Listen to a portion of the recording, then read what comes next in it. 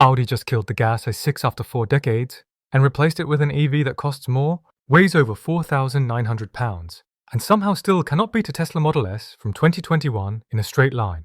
So either this is a brilliant evolution of the luxury sedan, or Audi just proved why SUVs are eating this segment alive. Let us find out which. The 2026 Audi A6 e-tron is Audi's long-awaited answer to the Mercedes EQE and BMW i5, a proper electric executive sedan built on their premium platform electric architecture. It starts around $65,000 to $68,000, promises up to 456 miles of range, and looks like what would happen if the e-tron GT went on a sensible diet. But here is the tension. Audi is betting that buyers in this class care more about refinement and tech than outright performance or value. That is a risky bet when you are asking BMW i5 money for a car that is slower, and EQE money for a car that is less spacious. So we need to answer 3 questions. Is the performance good enough for a $65,000 plus sedan? Does the range actually deliver in the real world? And most importantly, did Audi build something genuinely better than the Germans? Or just different? Start with performance, because this is where Audi's priorities become crystal clear. The base A6 e-tron Sportback makes 367 horsepower from a single rear motor, that is 0 to 60 in 5.4 seconds. Upgrade to the Quattro with dual motors and you get 456 horsepower and 4.5 seconds to 60. That sounds respectable until you line it up against the competition. The BMW i5 M60 does it in 3.7 seconds. The Mercedes-AMG EQE 53 hits 60 in 3.4. Even the Genesis electrified G80 runs a 4.5 without the Sport badge. So, Audi is not trying to win the stoplight wars here. They are banking on buyers who want adequate power, wrapped in Audi S signature planted, confidence-inspiring driving dynamics. And to be fair, early reviews suggest they nailed that part.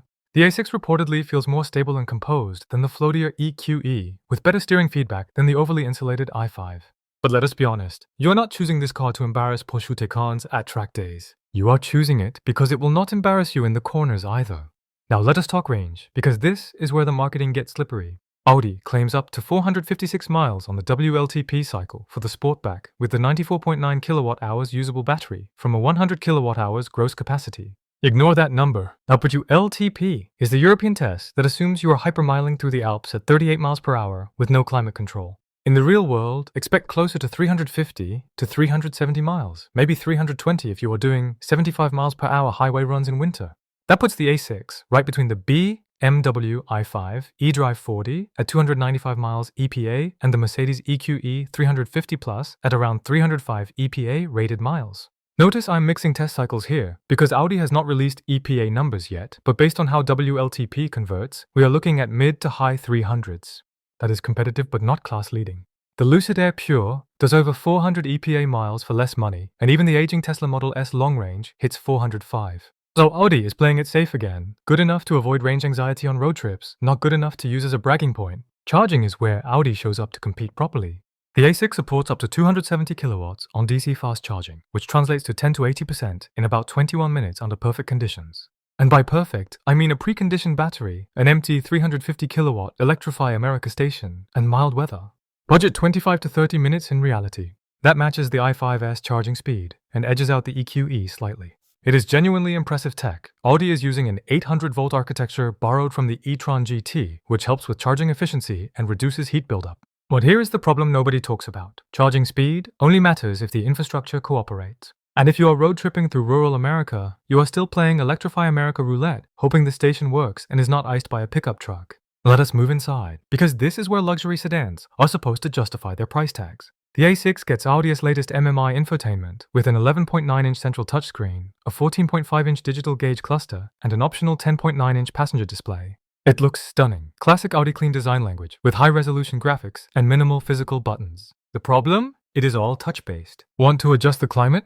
Touchscreen. Change drive modes? Touchscreen. Adjust the mirrors? You guessed it. Audi is chasing the Tesla model of fewer buttons, but they forgot that Tesla owners tolerate it because they are getting over-the-air updates and full self-driving beta access. Audi buyers are paying for tactile quality and intuitive controls, exactly what the system sacrifices. The materials are excellent though. Soft touch surfaces, optional dynamic microfiber instead of leather, ambient lighting that actually looks upscale instead of gimmicky. But the backseat is the real surprise. It is tight. The Sportback's sloping roofline eats headroom, and legroom is merely adequate for 6-footers. The EQE offers more rear space. So does the i5. If you are chauffeuring clients or hauling teenagers, this is a problem. So who is this car actually for? It is for the Audi loyalist who wants to go electric without learning a new interface or dealing with Tesla's service nightmares. It is for the driver who prioritizes handling composure and build quality over straight-line bragging rights. And honestly, it is for someone who does not need the absolute best at anything because the A6 is not the fastest or the most spacious or the longest range option in this class.